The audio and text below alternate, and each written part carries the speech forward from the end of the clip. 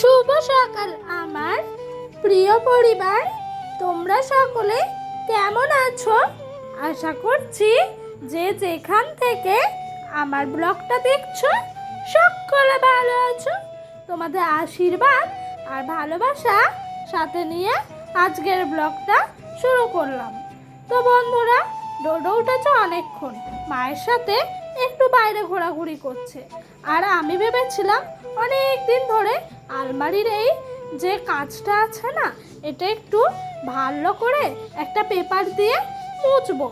তো আজকে ভাবলাম ও মায়ের কাছে আছে, এদিকে আমি ফাঁকাই আছি, তাই এটা একটু মুছে দিচ্ছিলাম। জানো তো বন্ধুরা, আমি যখনই আসি না, এই আলমারির কাঁচ টাচ এগুলো মোছামুছি করি।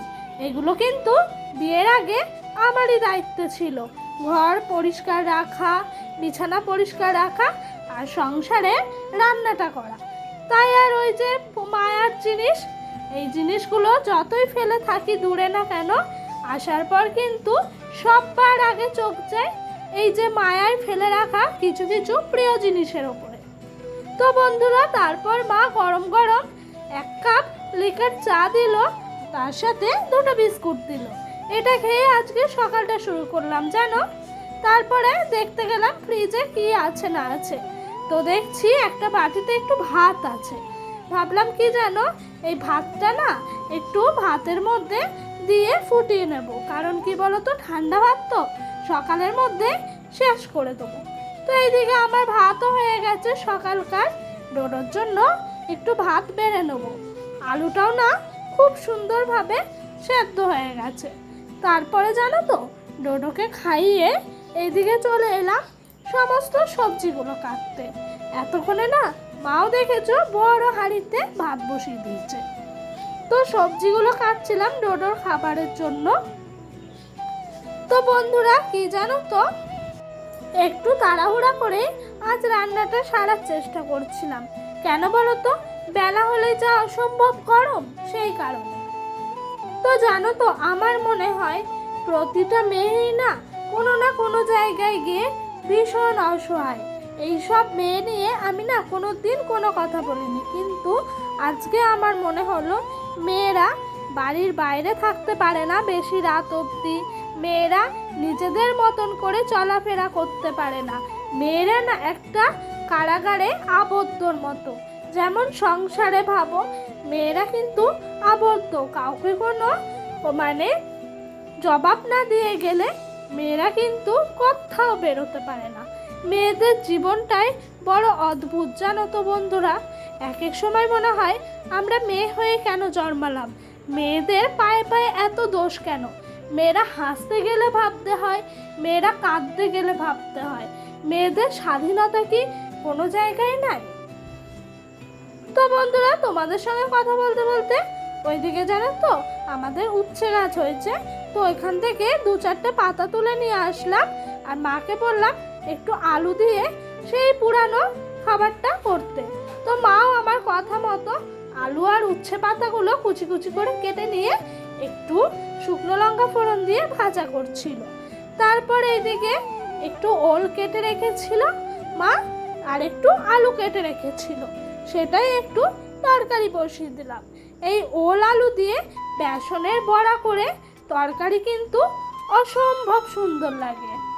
এটা কিন্তু আমি এই প্রথমে খেয়েছি জানো, এবার আসার পর।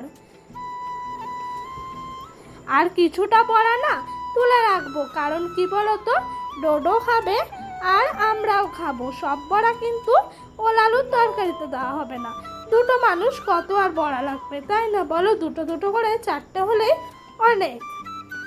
তো এইগুলোর মধ্যে অর্ধেক বড়া এমনি হাতে হাতে গরম গরম শেষ হয়ে গেছে জানো তো। ডোডোকে এখন মা স্নান করিয়ে ঘুম পাড়িয়ে দিচ্ছে, কারণ কি বলতো, ওকে যদি টাইম টু টাইম না করানো হয় না, ও প্রচুর দুষ্টুমি করে। তারপরে ওইদিকে মা একটু ওর ক্যাথাটা ছাদের থেকে তুলে এনে বললো ভাঁজ করে রাখ, তাই ভাঁজ করে রাখলাম।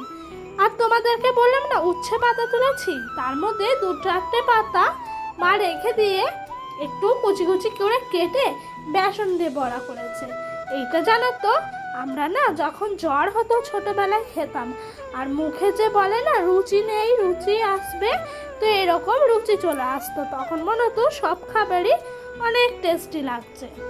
এই দেখো বড়াগুলো গরম গরম রেডি হয়ে গেছে, এগুলো এবার ঝোলে চোবানোর পালা।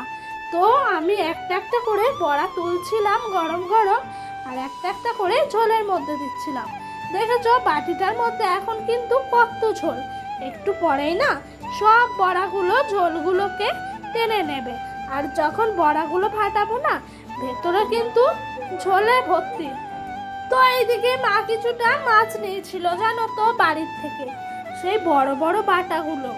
তো দুটো বাটা মাছের মাথা মা বললো আজ তরকারি করবে।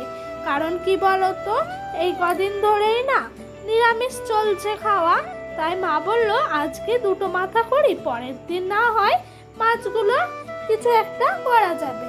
তো আমিও সেই মতো বললাম তাই করো। তো এইদিকে দেখো সর্ষেটা মা বেটে রেখেছিল, তার সাথে কাঁচা লঙ্কা সেটাই দিয়ে দিলাম। আর এইদিকে দুপুরের খাবার নিয়ে বসে পড়েছি। এই যে কালকেকার একটু পনিরের তরকারি ছিল, সেই পনিরটা বের করে রেখেছিলাম। আর এইদিকে উচ্ছে মানে পাতা আর আলু ভাজা। এইদিকে না ডোডোর জন্য একটা মাছ ভাজা তুলে রেখেছি আজকে, আর ও ঝোলের মধ্যে মাছটা দিইনি।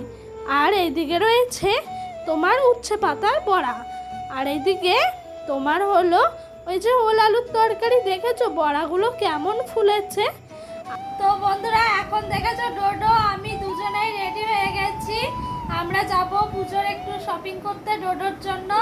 ডোডো তো খুব এক্সাইটেড আছে জানো, ঘুরতে যাবে, ও তো ঘুরতে পেলেই খুশি। তো আমরা সবাই রেডি হয়ে পড়েছি, এখন চলো বেরোই, রাস্তার যদি পারি তোমাদের সাথে শেয়ার করব। তো দেখতে থাকো, সঙ্গে থাকো, ভিডিওটা দেখো। পাপ করে দাও মিমিদেরকে। বন্ধুরা তোমাদের সবাইকে পাপ করছে, টাটা দিয়ে দাও মিমিদেরকে, ফ্র্যাঙ্কিস দিয়ে দাও। তো বন্ধুরা তারপরে বেরিয়ে পড়েছি, আমরা টোটোতে উঠে পড়েছি। অনেকটা রাত হয়ে গেছে, তাই আর ভাবলাম হেঁটে যাব না, টোটো করেই একটু বাজারে যাব। আর এই বাজারের সাথেই না আমার অনেক এই রাস্তাগুলোর সাথে স্মৃতি জড়িয়ে আছে, তাই তোমাদেরকেও একটু শেয়ার করে দিলাম। ভবিষ্যতে হয়তো রাস্তাগুলো দেখেই মনে করব স্মৃতিগুলোর কথা। তো বন্ধুরা বাজারে আর কিছু খাইনি জানো আজকে, মা বললো আসার পথে একটা মোগলাই নিয়ে চলে যায়, বাড়িতে খেয়ে নেবো, অনেক রাত হয়ে যাচ্ছে।